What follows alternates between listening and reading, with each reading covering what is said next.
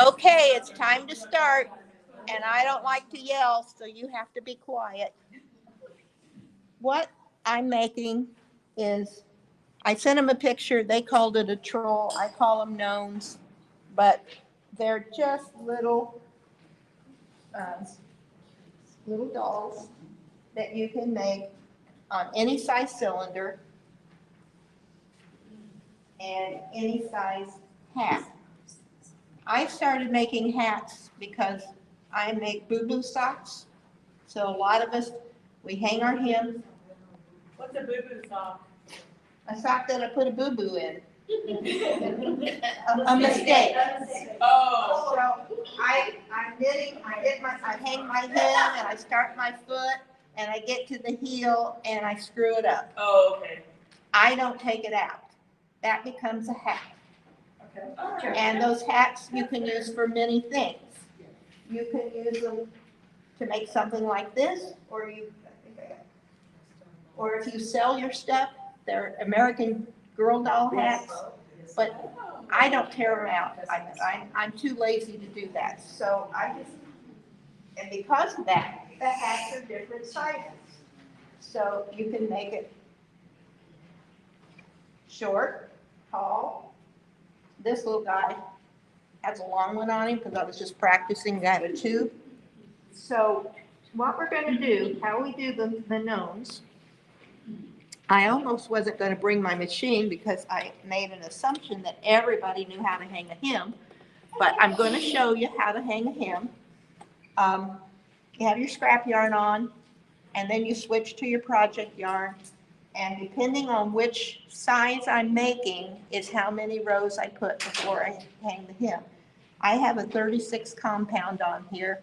I chose to do the demo with the 36 compound because, again, I'm lazy, and I would rather hang a hem with 36 stitches than a hem with 60 stitches when I'm doing a demo. And on the instructions, I talk about a 36, a 48, a 54, a 60. You can do a 64 without any problem. I put a styrofoam ball in the inside, and it's the size of the styrofoam ball that determines, or what the size of your cylinder determines what size of the styrofoam ball. So if you have a 60, you could put a little bit bigger one in, or probably the same ball that I use for the 60 slot. That's the size difference. So I'm going to crank for this one. I think I'm cranking 16 rows. And the compound is a little trickier. FYI, I use this thing right here that spins when I have a cone that's getting low on the yarn because it wants to kind of go flying on me otherwise. So it just holds it in there for me. So that's kind of like a lazy Susan type of thing for your... Yes. And where did you find that? Where did I find it? I found it at a fiber event. Knitters use them, and I think they're actually more people use them. Okay.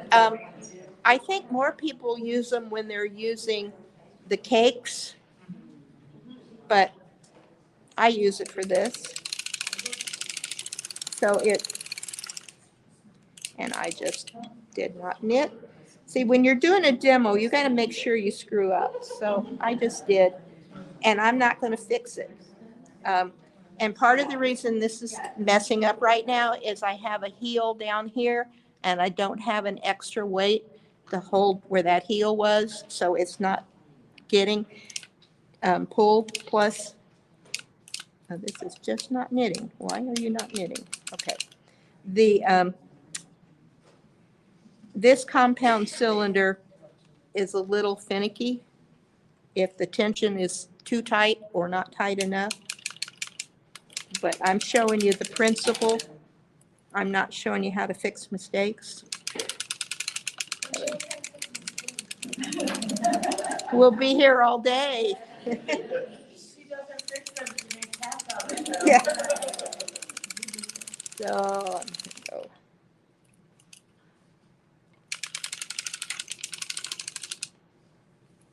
Do you want me to get you a full one? No, no.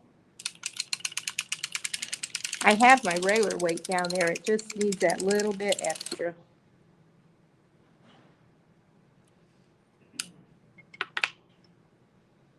Don't watch. Um, this compound, if there's too much pressure on the needles, the butts pop out. So ever so often it does that, and then I have to kind of loosen it a little bit. So I have my 16 rows. Take my weight off. Reach down, pick my loop, and slide it over. And I do one on either side of my start needle. Can you show us the line of stitches that you're picking from? Is it possible for the camera for you to, I don't know. your left hand is kind of in the way. Okay, let me take it off. Maybe. Yeah, that one's going to stay on. Perfect. Is this Um, a lot better? Okay. And I'm struggling because I usually have a light right down on top of this, and I don't. I kind of, well, I start mine different because I make sure I hook two with my scrap yarn.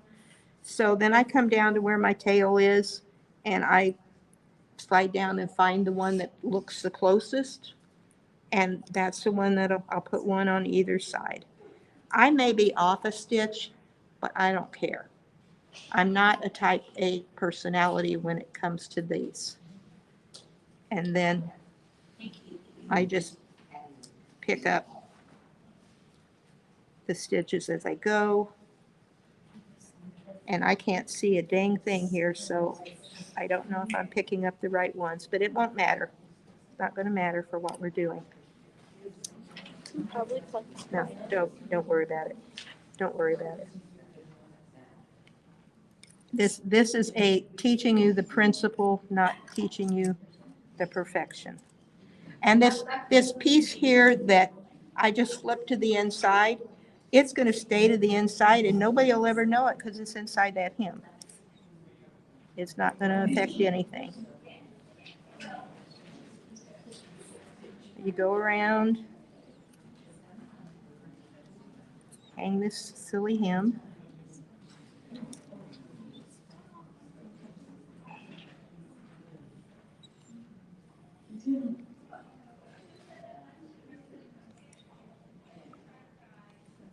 Last year I did a demo with my snowmen and my Santa Clauses. I dropped stitches. If you named it, I could make it go wrong last year. So I had to make sure I did something not right this year. I can relate to that. So,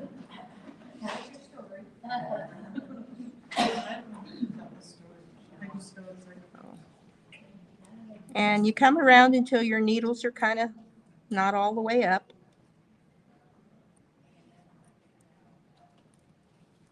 And then I put my weight back on. Some people don't bother putting the weight back on. They just pull down with their hand, but I put my weight back on. And then I use my fingers to hold here just as extra precaution. And then I crank around to the back side. Thank you. Weight comes back off. And I finish hanging these loops.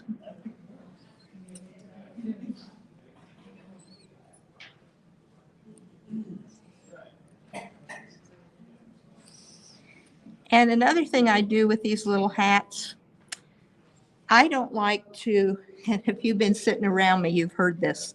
I don't like to start over every sock or every pair of socks. So I keep fabric on my machine at all times. So if I've made a pair of socks, I make a hat in between. I have finally used up all my boo-boos, so I have to make hats now if I'm doing them for my ornament type things.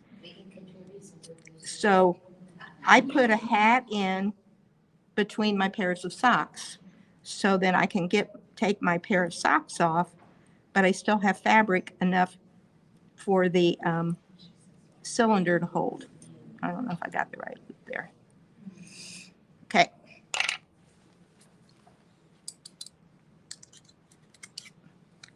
So now I'm going to crank this the length that I want. I gave you some, on the written pattern, some suggestions on the number of rows, but it really doesn't matter. And then you crank until you have the length you want. You switch to scrap yarn. Then, there's one here. And then you take it off the machine. So you have your scrap yarn down by your hem, and you have scrap yarn here. I am one who I'll just start. I'll pick my little ends off, and then I just unwind.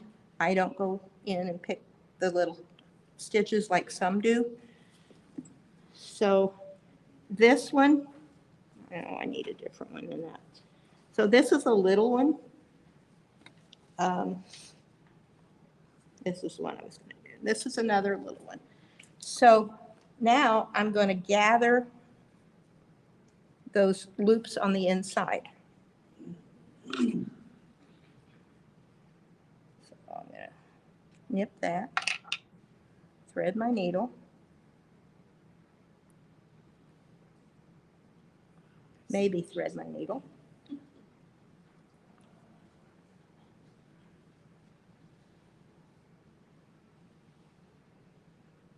Okay.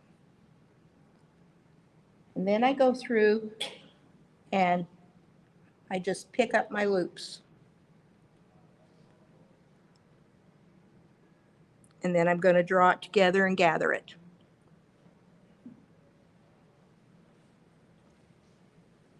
So I pull it and I gather it, and then I just tie it off tight, and then I end up with take the scrap off, and I end up with a hat like this. Now, I'm going to show you how to put them together with this one. I mean, I could sit here and finish the whole thing, but you know what you're doing. So then I take my roving, and this is wool roving. You can use, somebody have a question? Okay. You can take your wool roving, and I take 2 pieces. And you want to make sure you use a roving that when you pull it like this, it feathers on you. There's some roving that's more from from a neat sheep that is really rough, and you go like this, it doesn't want to do anything. So you want one that pulls a little bit. This is cheap craft roving. That's what I use to make my dryer balls with. I think my ball dropped, didn't it? Yeah, I can get it under your chair. Can you get it? You see it? Yeah. Okay. So I take one piece of the roving and put it over the ball this way. I take another piece of roving, put it over the ball this way. And then I stuff it up in the hat. And if I have a hat that's really long, like, where'd this little guy go? I actually took and stuffed a little bit more roving up in here.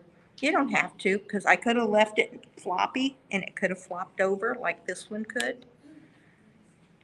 Just pull it down, and I didn't bring an extra bead. I glue a bead right there. I put a dab of glue here and a dab of glue here, and I use E6000. If you guys are not aware of E6000, you need to be aware of it because it has to be in everybody's arsenal. I have gone to buying the little tubes because I actually don't use enough to use a big tube. And I like the little tubes so it doesn't go bad on me, although I have big tubes. And then Joanne has the 3-pack of those for like $4.99. Yeah. And That's basically the little gnome. Do you have any, well, then I tie a string. How big is this little nose? Is it just a wooden bead? It is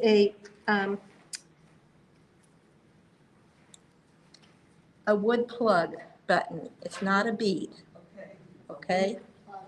And I've got two sizes that I've been using, 1/2 inch for the bigger ones and 3/8 inch for the smaller ones.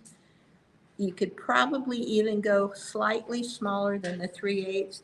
The 1/4 inch looked a little too small for me. And are those just at the, like, sew-ins too? or Yep. is that- Yep, Wood plug, is that what it's called? yes, the wood plug. Now, because I figure some of you may want to make this today, all of you that showed up, I have a mini kit for you that has the nose and the styrofoam ball and the roving.